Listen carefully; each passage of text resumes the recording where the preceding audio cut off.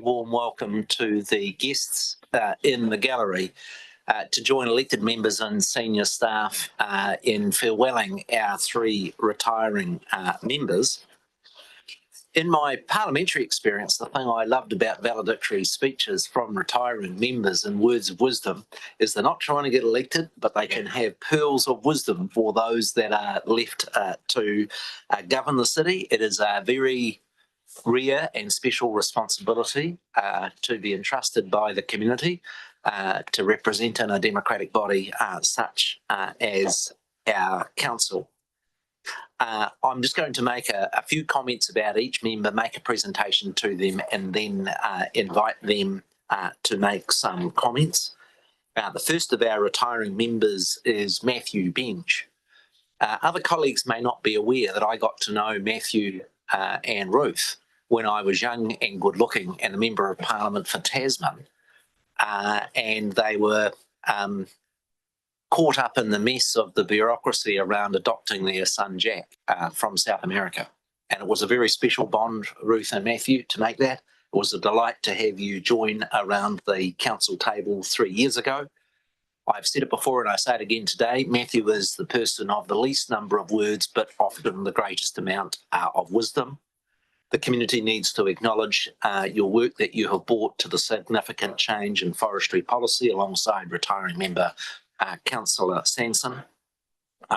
If there were a couple of pearlers that you've given in our time, I remember when we were debating some of the urban bylaws and you were concerned that the guy that was struggling and selling some firewood in a trailer on the side of the road was going to be turned into a criminal, and you didn't think that was quite fair for Kiwi battlers.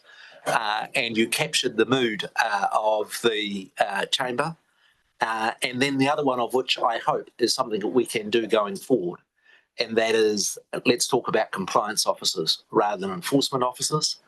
And if there was a really big challenge of which I know you feel passionate about, is the health of the large area of forests and the issue of ungulates, which is an issue that you have well flagged, but we have not resolved. And so on behalf of council, I have the task of presenting you. Oh, sorry, great. Firstly, shield to recognise the 3 years of service that you've given our community and part of the history of this institution that dates more than 150 years, as well as it goes. Thank you. On behalf of all of you, I joins together and acknowledgement.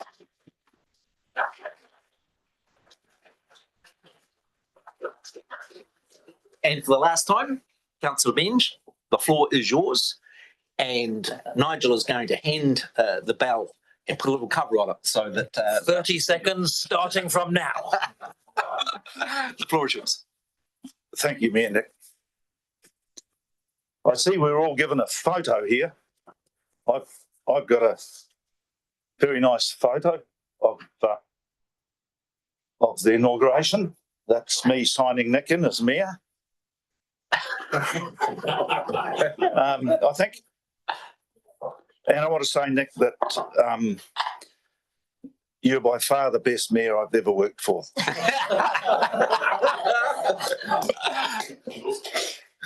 Now, council is a weird beast,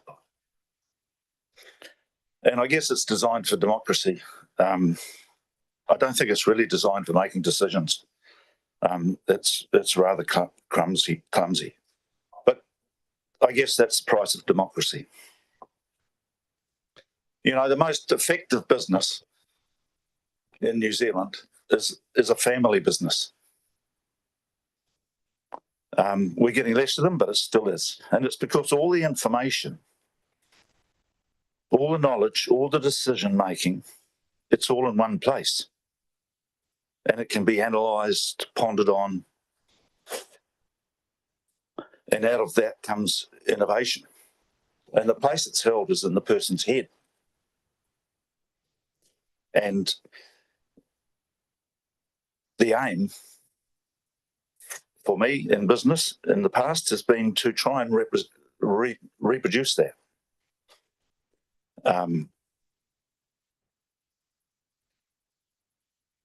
And it isn't easy. And here, it certainly isn't easy.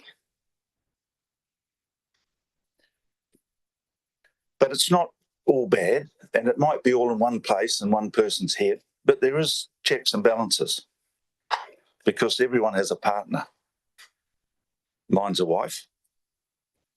So you have a critic, a supporter, or someone to tell you you're an idiot when you are. And we can't do that here.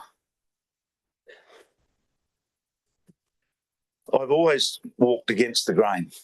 I've always been going in the opposite direction of the crowd. And I think actually it's my lack of schooling. I was never taught how to think. And I see it like this. If we look into the past, there was gold rushes and everyone rushed to the gold field. They all poured in there. There was always 3 or 4 people that didn't. They walked in the other direction. Well, certainly in a different direction to the gold diggers. And the gold diggers basically dug gold and kept doing it until they were poor again. But those other 3 or 4 still owned the general store, they still owned the pub, and they still owned the bank, and they had all the money. So there's another point in this, which is that majority isn't always right. It's easy to be the majority because you sort of can't be wrong, and if you are, you're in good company. But the majority isn't always right. This country used to have the Ministry of Works, NZED, Post and Telegraph, railways, coastal shipping, all sorts of things which built this country, and they belonged to the government. And every council had a council yard, and they had a couple of trucks, a grader and a front-end loader, and it was before the age of diggers. And that's how it was operated. But slowly, as they became inefficient from top-heavy management and all that sort of thing, people went, oh, we could get a contractor to do that cheaper, or we could do this, or we could do that. And we got rid of them all. Right now, I wish we still had them all. So instead of fixing what was actually wrong, we got rid of the whole thing. And as an example, if I may, I'd like to use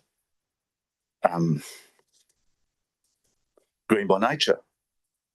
There's a row of brand new Ranger utes sitting in Brightwater in an engineering shop waiting to have new decks put on the back of them to carry out their job, which I'm sure they'll do well. But who's paying for those Rangers?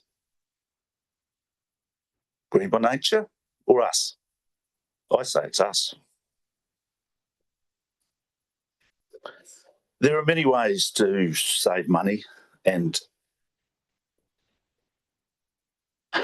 we've gone through this process several times of trying to cut the cost of council, and we've done it quite a bit. Cleaning streets less rubbish tins, things like that. I'm not so sure it's the answer. When it comes to rubbish, there's 3 rubbish companies in this district who all travel the same roads, the same distance, 3 times that one could. If we want to make things efficient, and we've actually got control of that, there should be one. We just need to run it better if we can't. So we need a saviour, but we've got one.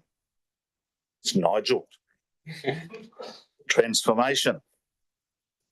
Now, this is something I had a bit to do with because I wanted to be super efficient. We were, in our field, the biggest operation in New Zealand, in fact, the world. And we could produce the unit, as it turned out, after working with the sort of systems that Nigel's doing, we could produce a unit for $2.80, just under $3. The New Zealand average was between $6 and $8. And it was simply all the humans in the chain taking part in the system. Some of them are actually sitting here. And no one was more important than anyone else. Everyone's role was vital in the end game. It all made a difference to get to the end game.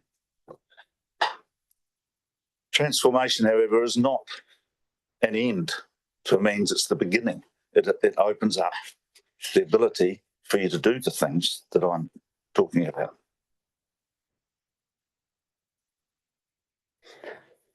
Because I believe if we want to save money, we spend, I don't know what it is, 80 to 100 million on contractors to do different services around the city. And each one of those contractors, the profit margin will be somewhere between 40 and 100% in that quote that they give to us. That's where the money is. If we want to save money, there's 20 or 40 million there. And transformation allows for that to happen. So I'm going to follow that very closely. And one other thing about the council, which Nick has already mentioned, but I had it here, is that council is a bit like a family. This group around this table has become a bit like a family. And I'm going to miss you. I voted against all of you more than once. But, you know, it doesn't matter. That's the process. That's what we do. But council, as an entity, it has a social aspect to it as well. And the way we treat people, the people we work for, we can do it like a family. We can be kind, we can be loving, we can be firm but fair, or we can be dictatorial. And I prefer the first system, as you noticed I've said.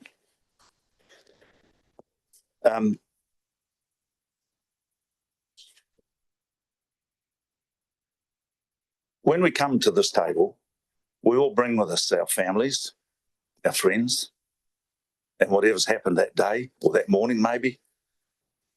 And then we go home the same, either all bitter and twisted over what did or didn't happen. And we have to balance all those things. And I want to tell you a little story, because the first half of my term, I used to ride my bike here. And it was a great way to start the day, 15-minute ride into Nelson, and then to depress on the way home. So when I got back to Ruth, if I was all out of shape, I was back into shape by the time I got home. It was a great way to ground yourself.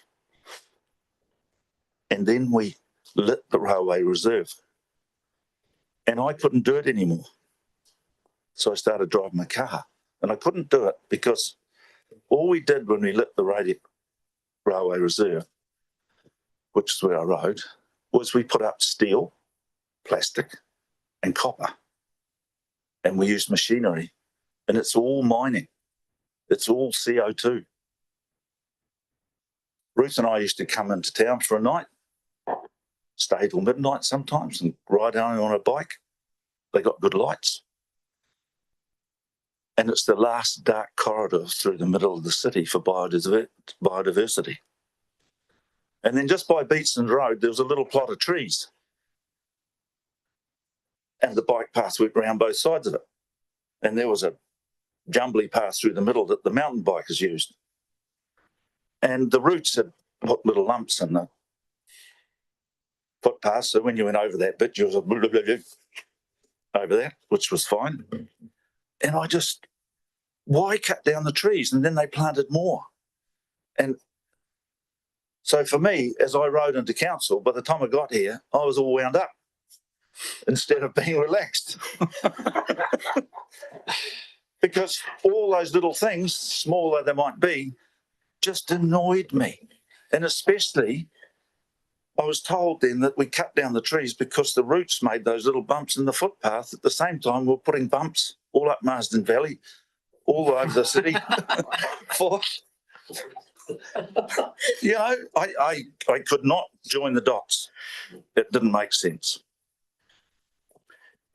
Anyway, that's it from me. I will miss you all. And this little thing we do here. It is important, I know, and I wish you all well. It'll be interesting to see who is and who isn't here at the end, but I know my fate. So thank you all and farewell.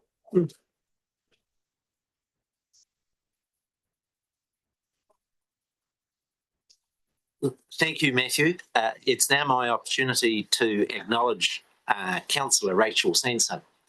And Rachel, I was walking down Hardy Street about a month and a half ago, and in the community art shop, I walked past, and this picture just jumped out at me and said, "That's got Rachel's name on it." It was a picture of classic Nelson housing on our hills, stacked in extra close, surrounded by forests on a gorgeous piece of community art. And so I'll have pleasure in presenting that present to you in the sense that the job that I assigned you in terms of the acceleration of the community housing, you have done in truckloads.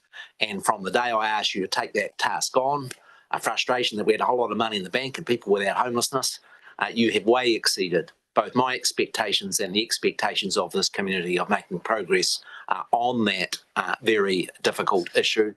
And I know that everybody in that community housing sector and on the task force would want to acknowledge your effective work. Of course, you would want to acknowledge staff and others that supported it and those agencies, but your leadership on that work has enabled our community to make progress on one of the most intransigent and difficult issues of our generation. On the forestry question, Matthew made the note, sometimes it's very difficult to be in the minority. And it is my view that the art of politics is actually about winning some arguments, and sometimes they're difficult arguments. And you have passionately argued a cause around the commercial forestry and a long-term vision of switching it in the surrounds of our city to permanent forests for recreation and aesthetic. And that will be a marked legacy of your 6 years on council. If I listed all of the issues, whether it was cats or whether it was pest management strategies, whether it was museums or whether it was other things, I could take up more than your valedictory speech and acknowledging the number of issues of which you've stuck your oar in and had an effect on this community. On a personal note, we disagree on many issues, but I have a huge admiration for your passion and for your interest in community politics of making a difference. And you leave this place knowing that Nelson City is richer and better for your contribution.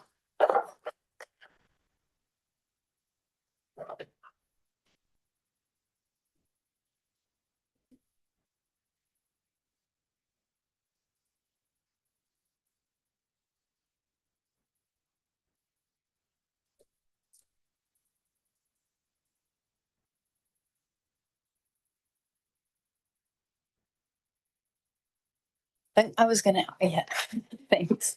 Thanks to the lovely governance advisors. I chose this photo because it shows how I felt coming into council. It also expresses how I feel going out of council. And it also reminds me of what's important: whānau, community, and future generations. Kia ora koutou, and a very warm welcome to family and friends who are here supporting Rohan, Matthew and I today. When I first ran for council, I had no intention of being a lifer politician.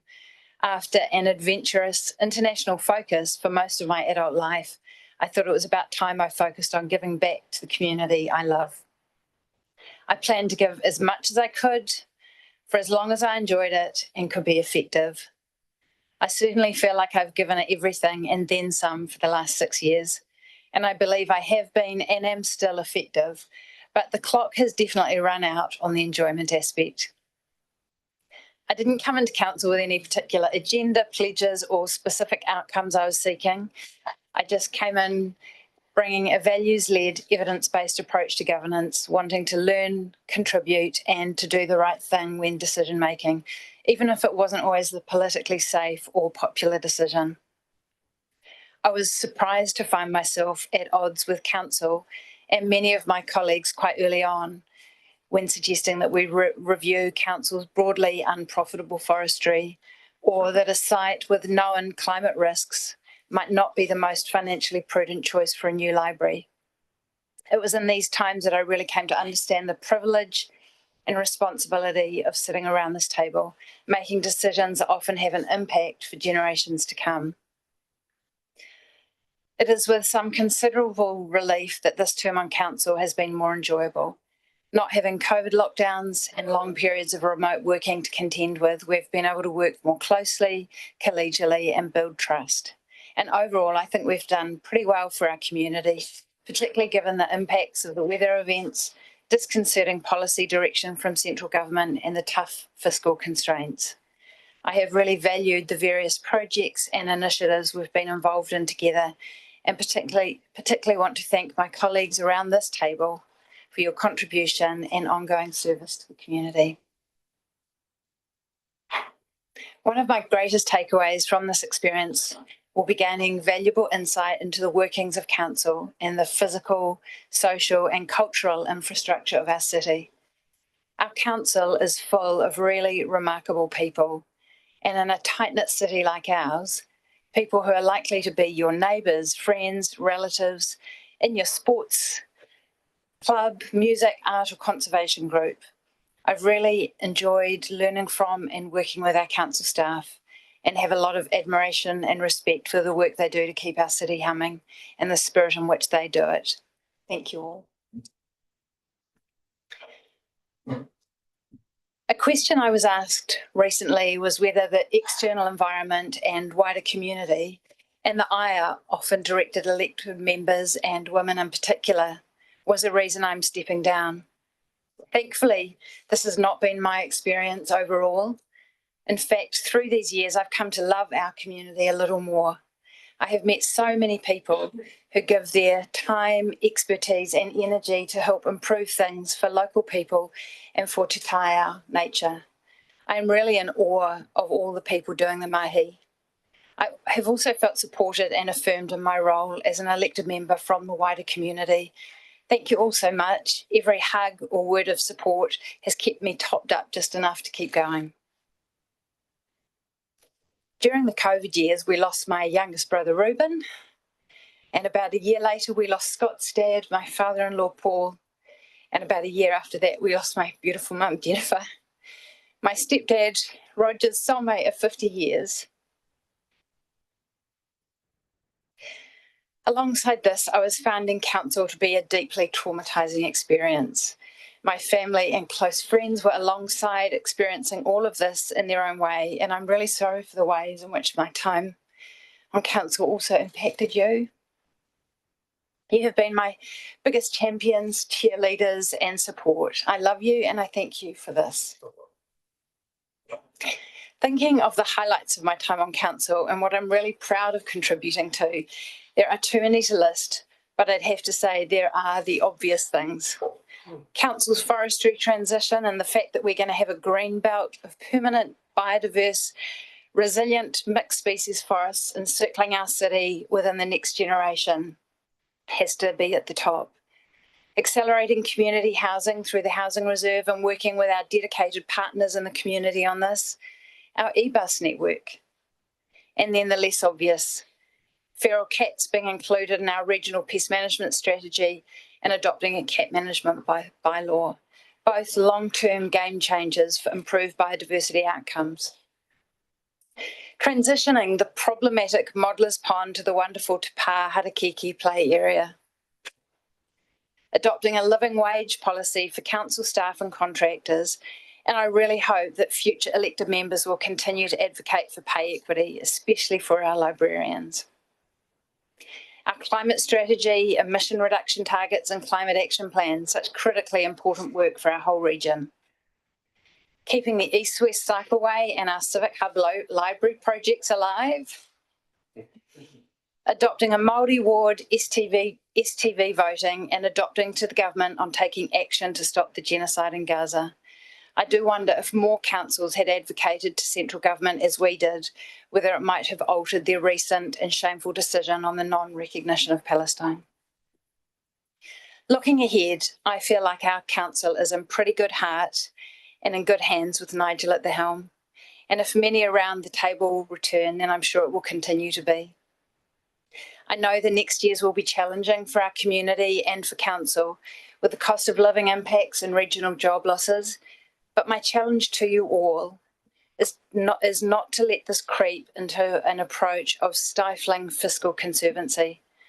Nelson and Tasman councils invest a lot in our community, and there is no shortage of demand for infrastructure renewals, active and public transport improvements, enhanced community services, investment into biodiversity restoration. Now is the time for us to continue to invest in our community, to set us up well for generations to come, to ensure we're as resilient to the impacts of climate change as possible, and to invest in local jobs and local people. In conclusion, I want to encourage returning and new councillors and the mayor, whomever they may be, to be bold, brave, and do the right thing. Think intergenerationally when making decisions, as in what is good for our kids, grandkids, and how will each decision impact them. But make every decision as if this could be your last week on council, so that you make the right decisions for our community and not decisions aimed at getting votes in a future election. Thank you for the opportunity to serve, and I wish you all the best for the future. It has been an honour to have a seat at the table, to be a small part of Whakatū Nelson's history. Thank you for trusting me with it. I can't wait to see what the next chapter holds for our city and region. Kia kaha, te tauihu.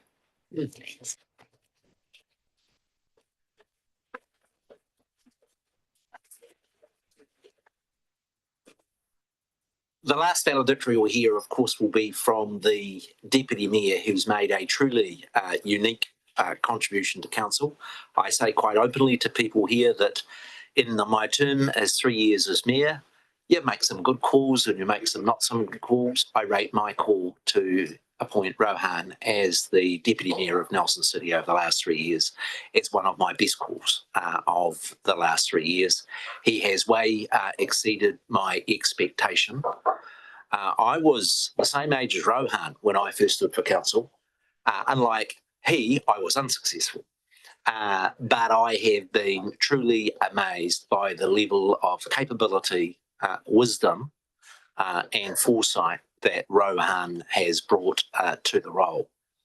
I'll give Rohan notice that in about 2045, me and Pete Rainey will be in the old people's home in the wood, as you are a minister of the Crown arguing who was responsible for teaching you your political talents. And Pete will be wrong and I'll be right. That was all my good training that turned you into a hugely contributing New Zealander, and I do wish you might pursue a career in politics. I've worked alongside hundreds of people in politics, and I think Rohan has hugely more to contribute than the 6 years that he's given to this council. Again, I would recite whether it might be contribution to the arts, whether it's Bridge to Better, whether it's urban development and the difficult work on Plan Change 29, whether it is the biodiversity work, so many areas of which Rohan has passion. If I left him with a challenge, if there's an era of public policy, not just in New Zealand, but internationally, that requires the sort of insights and talents that Rohan has, both from a public policy, as well as an intellectual point of view, are the issues around urban development and modern cities. And it is my view that confused thinking is not just common in New Zealand, but internationally. And there is a real opportunity, in my view, for someone like Rohan to apply their sharp mind to the challenges that this city and many cities have as to how you do that well. I've got a very personal gift for Rohan. I have an ambition for him one day to be in Parliament, sadly on the opposite side of the House of which I probably served. But the seats in Parliament are not very comfortable. And when I was first elected to Parliament in 1990, having a passion for conservation, I bought a possum skin to wear in the Parliament. And so I would want to present Rohan as a personal gift. My possum skin, of which I sat on in Parliament for 31 years, and the hope that Rohan may one day, sooner rather than later, be able to return my possum skin to the House of Representatives. A soft and cuddly gift from me, as well as the small parcel from Council. I'm going to give you a colour because.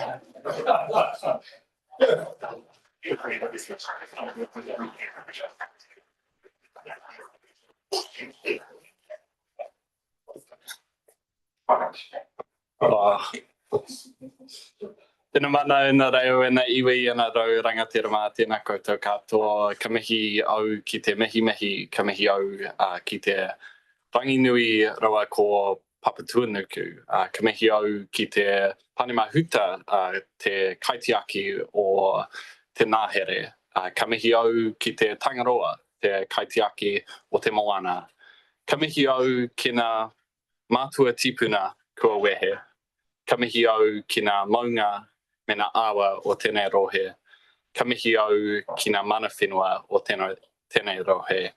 Nō reira, tēnā koutou, tēnā tātou katoa. Always good to be given more work as you're heading out the door.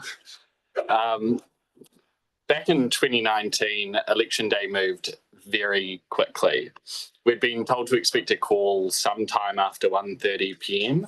So a slow morning suddenly became very hurried when a call came in just after midday. I was in. Were they sure? Yes. I then had to continue to prod until they provided me with the exact way that they knew that they were sure before I believed it. From there, things moved very quickly.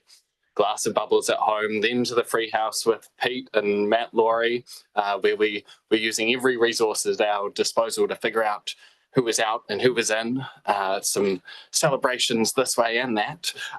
And finally, ending up at the celebration at Rachel Sampson's house, where I thought to check my phone to find that the Nelson Mail had been chasing me from location to location and were finally catching up.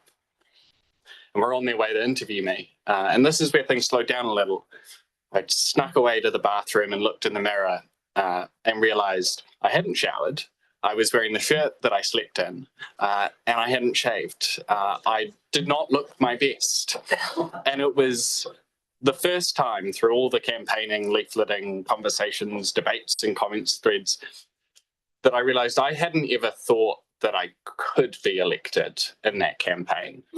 And yet there I was. I woke up this morning with a similar feeling, realizing that I haven't truly prepared for the fact that this is my last speech as an elected member in this chamber. Partly that's my fault. As I began writing this last night, I immediately went down a long rabbit hole of going through all of the annual plans for the past, or annual reports for the past 6 years, trying to calculate the exact figure of money that had been spent under my watchful eye. It's about 1.3 billion for anyone interested. And then I got sidetracked into watching the inaugural council meeting back in 2019, where I discovered my first contribution to debate in this chamber was to advocate strongly against a very negligible increase to my salary, which left quickly writing this speech this morning and through our council meeting. So if I forget anything or anyone will take too long, that's my excuse. But when you look back at that 2019 inaugural meeting, the hope and excitement is palpable. For me, I'd gotten everything I asked for. I'd been paired with the indomitable Brian McGurk, a man who I suspect has knocked on more doors in Nelson than any other individual. As Deputy Chair of the Infrastructure Committee, and had scored a coveted spot that I had come close to begging for on the Council's Regional Transport Committee. Now, that first term has been recast primarily in terms of the interpersonal and culture challenges that make for notable headlines and significant headaches. But I'm beyond proud of the progress that we made over those 3 years and the benefits that have been reaped in this past 3 years. In the infrastructure space, working alongside the pillar that is Alec Levetis, Brian and I partnered with the team to massively lift the rate of renewals, nearly doubling the capital program within 2 years. It was a testament to the team that we have at council, but I think also for the need to build trust between elected members and staff. And it took a while to earn. I'm sure my delivery of Christmas treats to each infrastructure team helped, but what was really needed was shared ownership, the knowledge that we didn't just want to hear what we wanted to hear. We wanted their free and frank expertise. And then it wouldn't just be the successes that we shared in, but also the mistakes or shortcomings that happen when you're moving quickly and doing new things.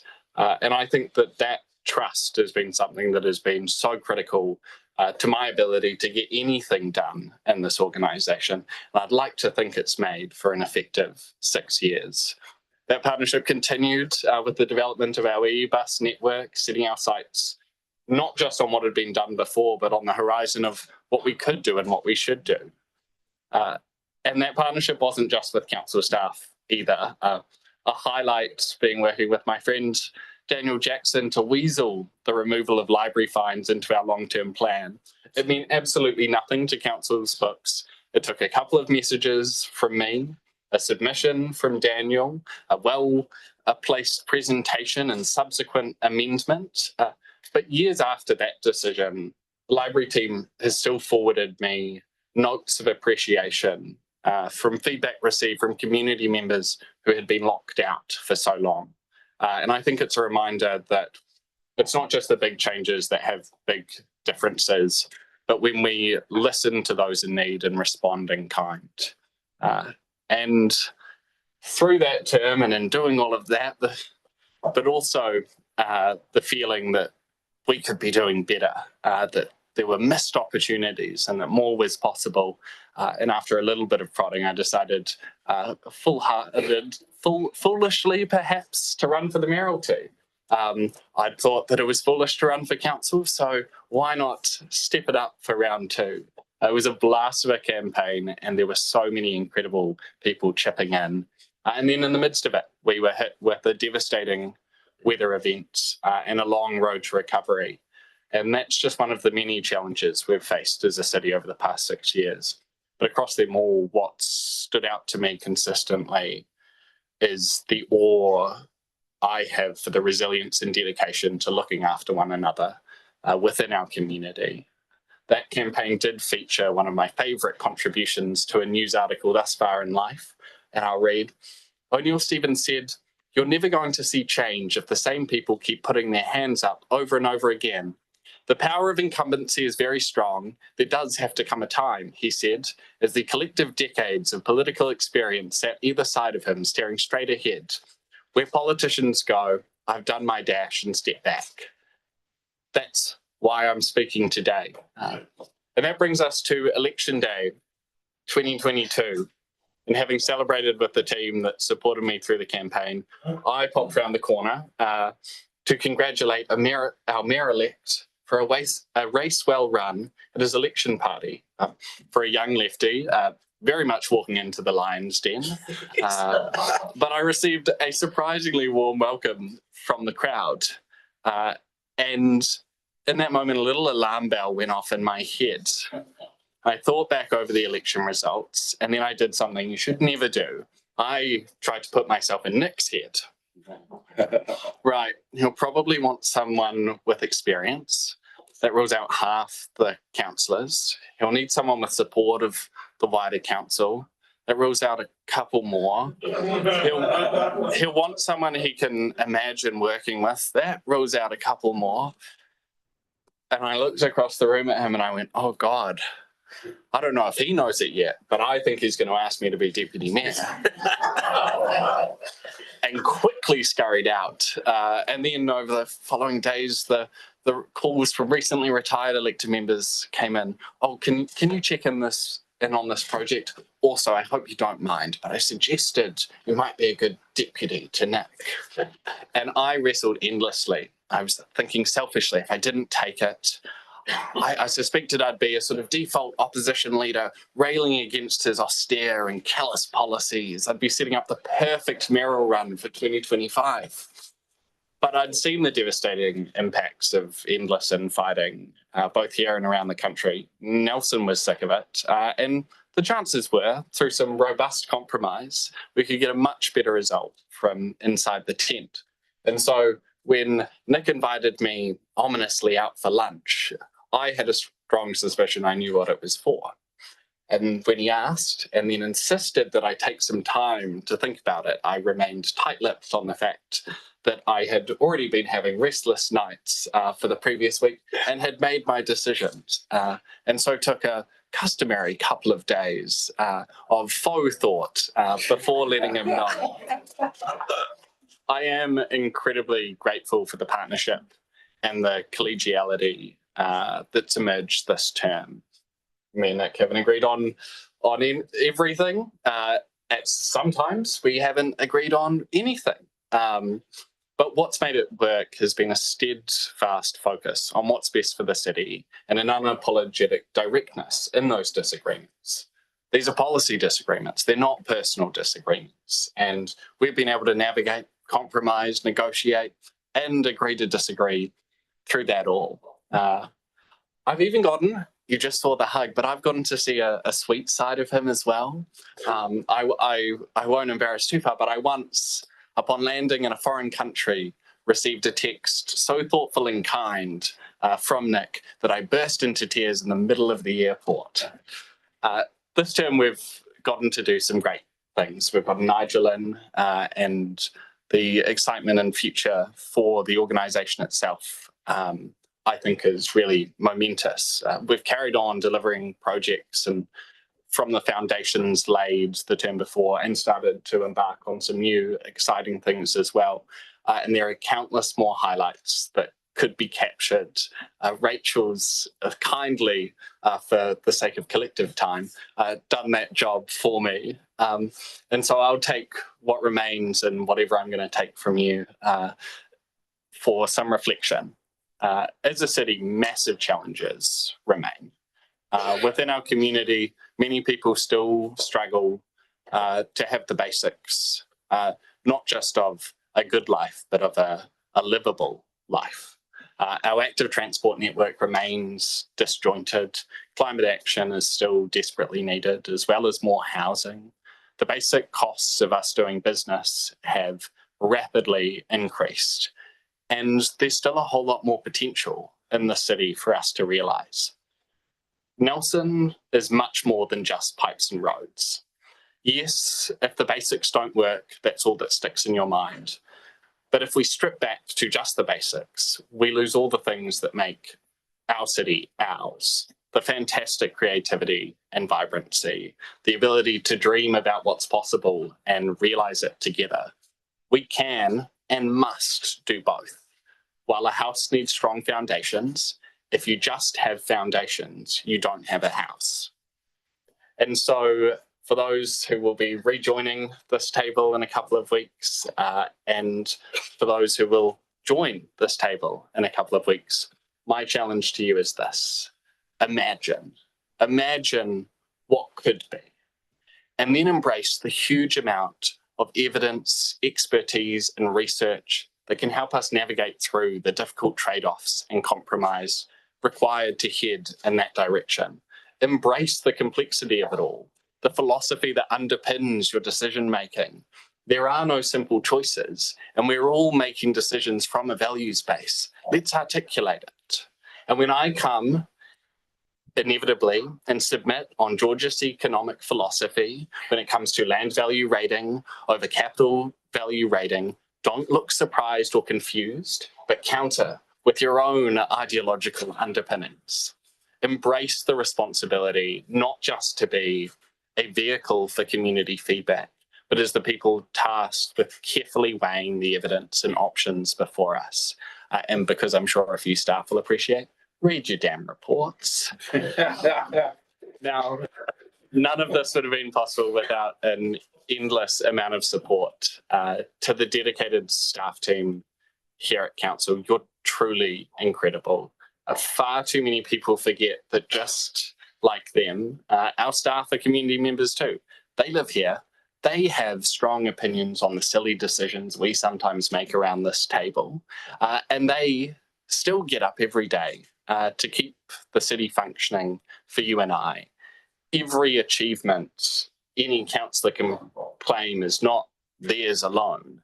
It is only thanks to the dedicated service of so many wonderful team members here at council that anything is possible. So thank you from the bottom of my heart for your guidance, wisdom, humour, friendship, and willingness to tell me to F off at times. To my lovely colleagues, it has been a pleasure working with all of you. I have to particularly acknowledge the original Oslo of Pete, Matt, and Rachel for seeing us through a chaotic and challenging first term. To my friends, Ava, Gina, Danny, Ren, Mia, Jesse, Daniel, the Arden crew, we cannot forget the Arden crew, and so many more who kept me sane, patiently listened to my detailed complaints about minor nuanced debates occurring deep in the belly of the beast, and then reminded me of their ultimate insignificance, usually with a line of who gives a shit. That grounding has been so critical. To my whānau for their sometimes not optional support in campaigning, copy editing, underwriting and love. I wouldn't be here without your unconditional support. And finally, to the community. The faith you put in me has never been lost on me. When I look back at photos of me at 19, I genuinely question what you were thinking. That was a child. But I certainly hope I've been able to do you proud. And while the rise in abuse of elected members is very real, and I've seen it in my own experience, I'm so grateful that I am far more likely to be stopped in the street for someone to say thank you than to tear me down. E hara taku toa, I te toa takitahi, enare ke he toa. Any success I could try claim isn't mine. It is the collective's. So going forwards, I'll certainly miss you all. I can only hope that you'll miss me too. And I will miss the work. But I'm looking forward to continuing the mahi that's underpinned my work here, fighting for a future that we can hand on to future generations with confidence in how it will be received, and where our planet and our people are cared for, and where we can dream of better things. And if you're already sick of me, I fear you'll probably continue to be so. But that is my burden to carry. Thank you so much for having me. Ngā mihi nui kia koutou katoa.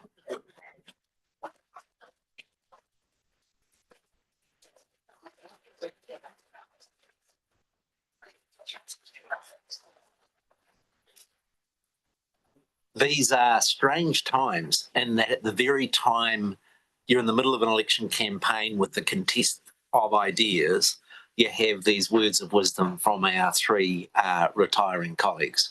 And it's made for a wonderful conclusion to the term, all three of their contributions, and a reminder of what a privilege it is to be able to serve the community around the council table. Can I wish the 9 colleagues that are standing for election on the 11th, the very, very best as we bring this final council meeting of the triennium to a close, and wish every one of them success, and acknowledge I've enjoyed, as Rohan has said, working with every one of you. Technically speaking, on the 11th of October, all of us others become unelected, and the institution becomes in the entrustment of Nigel, our chief executive, until the results. He will have secret plans, I'm sure, to exercise all of those powers in the interim. And we have one member who's guaranteed to be there and to continue. Nigel, did you wish to say? I think we're going to do a karakia, and then what I'd ask is that, so formally end the council meeting, then I'd ask people just to stay in place, because look, just like Matthew said, he's built a career on going against the grain, and I'd like to go against the grain and not let you bastards get away with congratulating yourselves and saying how good you are. So I'm going to have a little gentle roast of those levers, if I may, after the formalities. He wants the microphone turned off and the video recording ended so that he can misbehave. Can I again just thank everybody for the efforts that they've made for our community over the last triennium. Again, acknowledge the Deputy Mayor and our two retiring councillors, and very appropriately ask Matty Anderson to conclude the term with a karakia. Thanks everyone. Tōna whakoutou, it's Vaso Te Nganga Tuvalu Language Week, so I'll do loto on Tuvalu. Whaitau tala, let us pray. Te moto, te mana, tale e te langi, a moto ko a kai atu, ke tau whakamanoinanga i te ten aso tēnei, mo mātou katoa i te ingoa, o a iso e talo atu e mātou, amene. Amen. Council is concluded. What I might do is just ask Kahu to bless the food, and then we'll have then formalities from our executive. Well, then I'm my own care of chocolate.